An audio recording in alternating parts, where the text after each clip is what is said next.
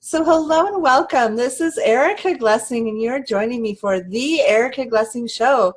#1 on iTunes today in health. Yay! I had to celebrate this moment. My guest today is a fabulous writer, a #1 international best-selling author. Her new book, Earth Healing, and you can find it also at #EarthHealing, is on the charts in India and the USA. And I'm just beyond overjoyed to bring you Sylvia Remington. Hi, Sylvia. Hi, thank you so much for having me. I'm so grateful to be on with you. And this is an audio podcast, but for those of you who are curious, Sylvia's wearing a green blouse and she has leaves in the background of her video. I didn't realize it was audio. I'm like moving and that's okay. That's so fun. Why don't we start, Sylvia, with just what inspires you? Yes. Well, once again, thank you for having me on. And what inspires me is just stepping more into me in the world and creating. And you know, the thing, I'm so grateful for this book, Earth Healing, that you brought people together to create. The thing that really inspires me is also energy work. And I was thinking today prior to coming on a little bit about energy work, and what brought me to even writing the book and the energy work was I was taking some classes and my hands started heating up, and I actually thought I had a neurological disorder. So WebMD'd it. And then a friend of mine who did energy work said, "Hey, Sylvia, do you think it might be a capacity with energy work?" And that led me to starting to do energy work on animals, on people, on trees. And that kind of led me to my story, even in this book, of just like, how can I affect the world through doing energy work and being me? So that's a little bit of what I love. Even when you're talking, your hands are moving. Yes. Tell me a little bit about that capacity of healing. Like, you're not actually touching people. Your hands are. Tell me a little bit about, because I can just see it around you. Tell me a little bit about what that's like, the healing work. Yes. And I'm still discovering it. It's still a discovery, because for me, it's almost like dancing with energy. When I was younger, and even in college, I used to study dance, and my hands always moved, and they always said, "Hold your hands in place. They're moving so much." And I didn't realize I was moving energy then.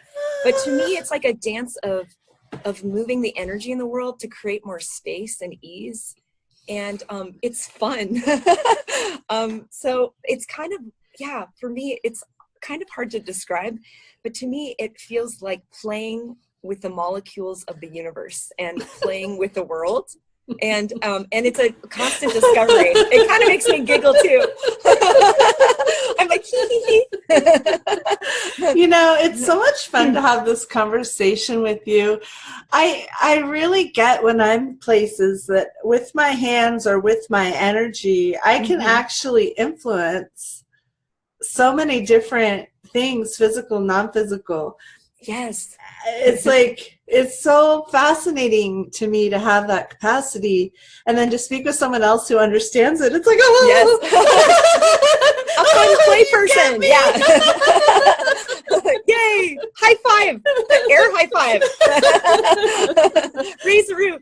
You know, even though the stories in Earth Healing are inspirational and help people connect to the earth, your story made me cry.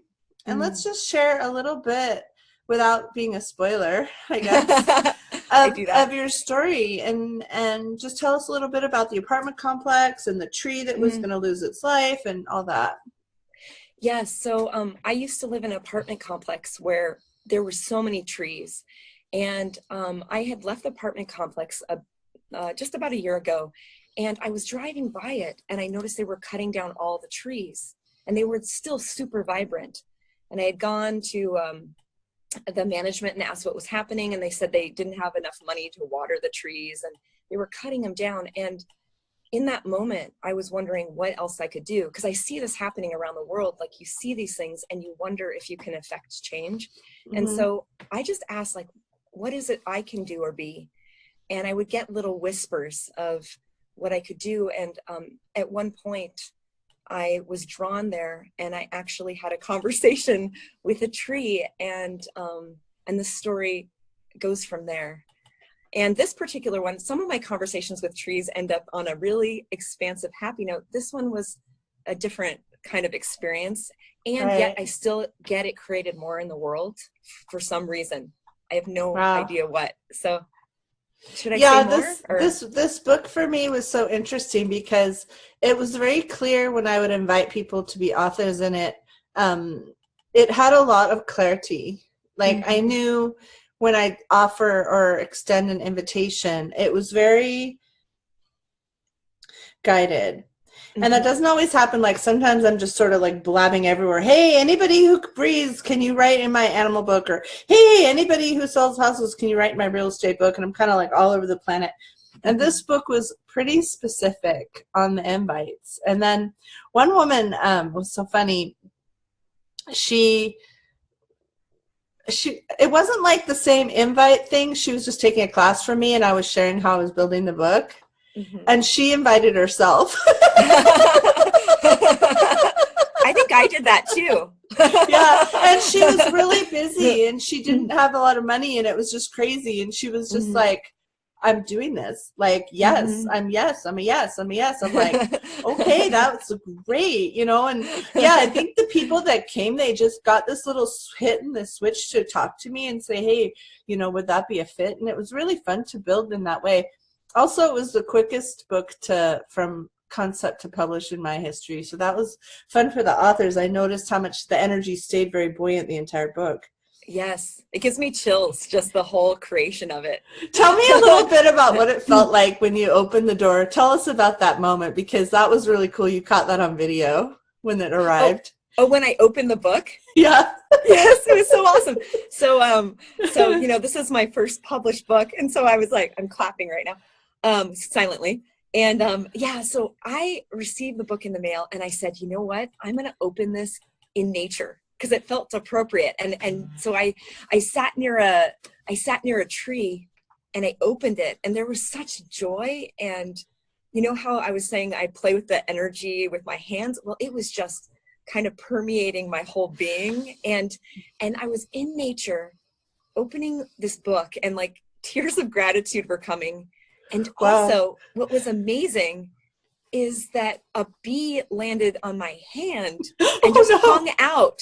It's like I did a Facebook Live to show like my friends, and a bee hung out on my hand for the whole thing. And I was like, oh, that's interesting. I guess he wants to hang out. And then he flew away when I finished the Facebook Live. I was like, thank you. So it was this beautiful, it's such an amazing, I guess the last thing I'll say just about this is that it's just an amazing experience to realize when you follow what's true for you.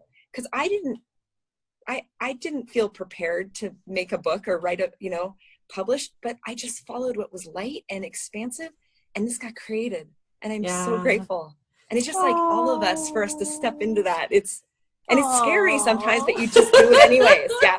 I'm clapping again. Well, anyone who's interested, you can now find the book on Amazon. It was hiding for a few days. We couldn't get it to show up on Google. It was being really elusive, but it's called Earth Healing. One of the authors, Sylvia Remington, and we have a website. It is earthhealingbooks.com/Sylvia-Remington, and you can follow Sylvia there and find her other places. And Sylvia, it was just a joy to have you. Thank you so much for coming. Oh, thank you so much for having me. I'm so grateful for you. Thank you for the gift you are in the world. Thank you. Sure. Thank you.